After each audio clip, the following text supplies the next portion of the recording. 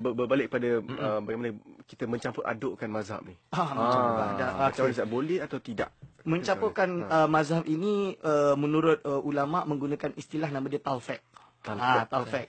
Jadi talfiq ini ada khilaf antara apakah dalam dua perkara atau dalam satu perkara, contoh dia wuduk, contoh dia atau lainnya wuduk dengan batal atau tidak, itu tak perlulah saya masuk dalam. Tapi inti dia mencampur adukan mazhab talfiq. Itu ulama berbeza pendapat. Kalau ulama Syafi'i seperti Ibnu Hajar, Al-Haytami, Imam Subki ini melarang perkara tersebut kerana takut terjadi ihdasu qauli salis. Ihdasu qauli salis itu adalah memunculkan pendapat ketiga yang kontroversial. Jadi yang akan dikhawatirkan akan terjadinya kharqul ijma'. Akan tetapi ulama juga setelah itu berpendapat, ada khilaf berpendapat bahawa ada dalam kes-kes tertentu kita diizinkan talfiq tapi ada batasan dia.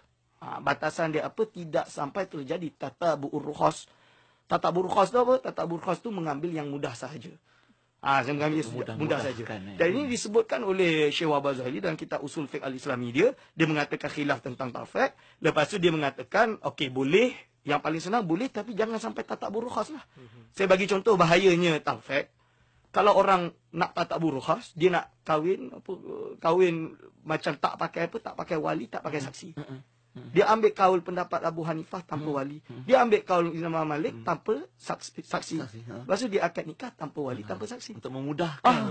Macam mana? Tatabu'ur rukhas. Boleh tak? Kalau situ pergi cari tempat cari hotel, cari perempuan, pergi hotel terus akad nikah macam tu berdua dah selesai. Tak ke bahaya? Ini yang masalah dia. Sebab itulah ulama melarang talfiq. Mencampur adukkan mazhab tersebut.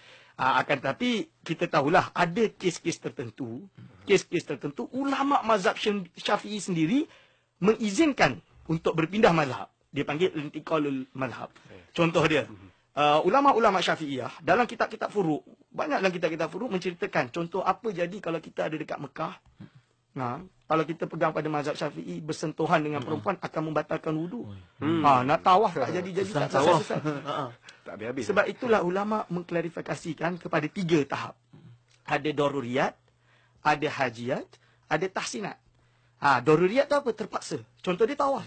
Memang susah untuk kita dalam keadaan wudu boleh bertawaf.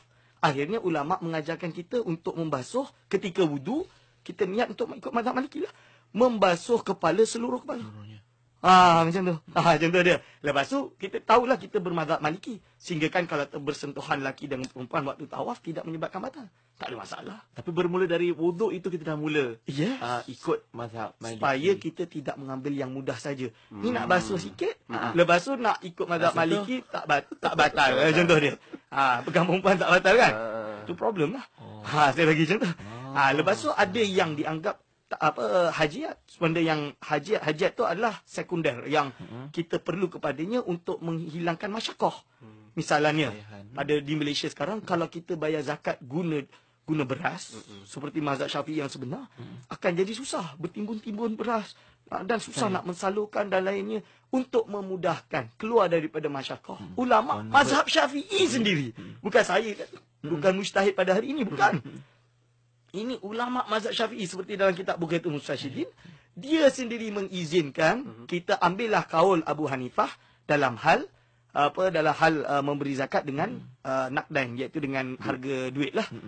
Kalau sekarang dengan duit, itu qimah atau harga daripada beras tersebut. Jadi kalau orang mengatakan bahawa kita ini jangan jadi pentaksub jenis mazhab Syafi'i kan. Semua nak jadi Syafi'i, luar dari itu dah tak boleh. Anak sebut, siapa cakap mazhab Syafi'i itu taksub? Mazhab Syafi'i dalam Syafi'iyah ada hal-hal tertentu kita izinkan untuk keluar daripada mazhab. Kita ambil pendapat mazhab lain. Tapi tentunya ada sebab dia. Ada tu tadi lah. Adakah daruriyat? Adakah hajiat? Kalau tahsinat, tak boleh lah. Itulah contoh dia, saja nak pindah mazhab sebab apa? Sebab suka-suka. Hari ni nak buat ikut mazhab ni, besok nak ikut mazhab lain. Imam Izzuddin bin Abdul Salam, Sultanul Ulama, Izzuddin bin Abdul Salam, apa dia kata dalam kitab fatwa dia, Fatwa Izzuddin bin Abdul Salam, bahawa melakukan talfiq atau mungkin intiqalul mazhab. Talfiq lah lebih kurang disebut talfiq. itu hukum dia boleh selagi tidak tatabu'ur khas. Itu dia sebut. Kenapa kita tak boleh ambil pendapat beliau dalam hal ini? Cuba kita fikirkanlah benda tu. Sudah-sudahlah sikit zaman sekarang ni. Itulah maksud saya. Kita muhasabah diri. Dan dah jelas sebenarnya dalam amalan-amalan tertentu ada panduan-panduan yang seharusnya untuk kita ikuti pandangan-pandangan apatah lagi fatwa tersebut yang telah diwarta, digazetkan. Jadi jangan pandai-pandai buat sendiri, tambah-tambah untuk memudahkan kita sendiri dalam perkara tahsinat sementara tadi. Hafal Quran, hafal hadis tak apalah. Ya Allah. Okey. Ustaz nak capai Ustaz, tahap selamat mujtahid.